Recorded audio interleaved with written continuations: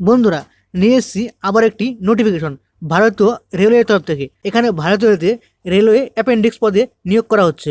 এখানে শুধুমাত্র মাধ্যমিক পাশ করলেই আবেদন করতে পারবে। এছাড়াও যদি কারো আইটিআই থেকে থাকে তাহলে সে আরও অন্যান্য পদের জন্য আবেদন করতে পারবে। বন্ধুরা, কোথায় কি করতে হবে, কি করে আবেদন করবে, সিলেকশনটি কী করে হবে, পরীক্ষার সিলেবাস কী, সমস্ত কিছু আমরা এই ভিডিওতে আলোচনা করব।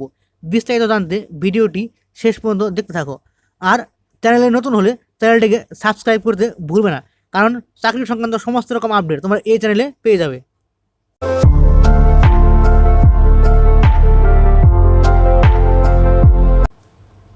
বন্ধুরা, আজকে রেলওয়ের তরফ থেকে যে বিজ্ঞপ্তি নিয়ে এসেছি তার জন্যে ফর্ম ফিল আপ শুরু হচ্ছে 27/6/2022। আর ফর্ম ফিল আপ করার লাস্ট ডেট হচ্ছে 26/7/2022, মানে হচ্ছে 26শে জুলাই 2022। এখানে টোটাল ভ্যাকান্সি রয়েছে 876টি।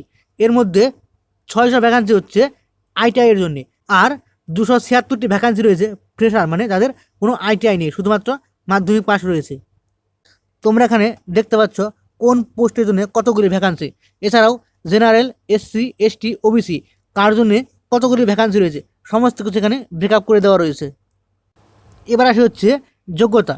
বয়সের ক্ষেত্রে 26/7/2022 অনুযায়ী বয়স হতে হবে 15 থেকে 24 বছরের মধ্যে।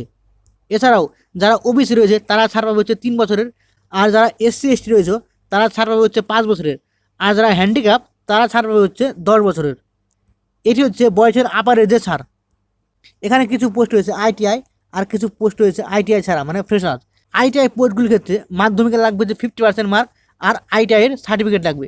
যদি কারো আইটিআই সার্টিফিকেট না থেকে থাকে, তার যদি 1 বছরের ভোকেশনাল ট্রেনিংয়ের সার্টিফিকেট থেকে থাকে তাও সে আবেদন করতে পারবে।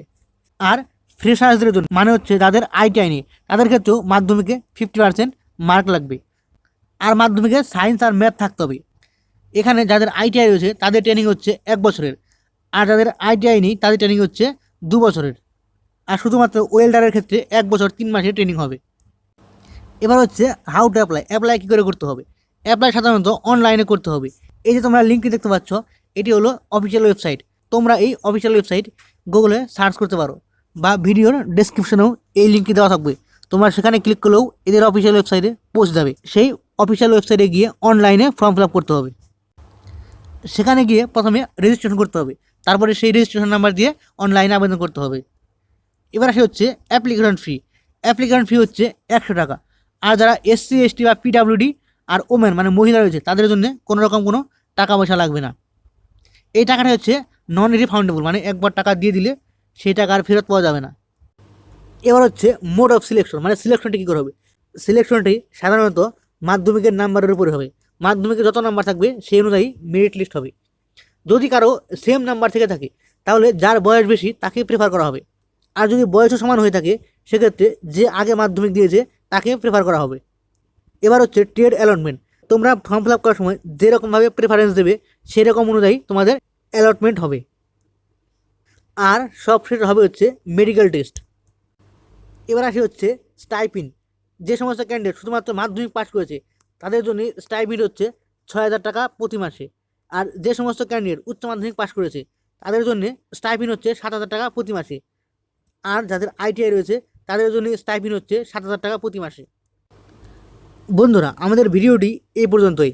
ভিডিওটি ভালো লাগলে অবশ্যই একটি লাইক করে দিও। আর আজকের ভিডিও সংক্রান্ত তোমাদের কোনো রকম কোনো কনফিউশন থাকলে তোমরা নিজের কমেন্টে বলতে পারো, আমি অবশ্যই রিপ্লাই করে দেবো। আর ভিডিওটি হেল্পফুল মনে হলে তোমরা তোমাদের বন্ধু বান্ধবদের সাথে শেয়ার করতে ভুলবে না। শেষ পর্যন্ত দেখার জন্য তোমাদের সবাইকে আমাদের সলিউশন জোনের পক্ষ থেকে অসংখ্য ধন্যবাদ।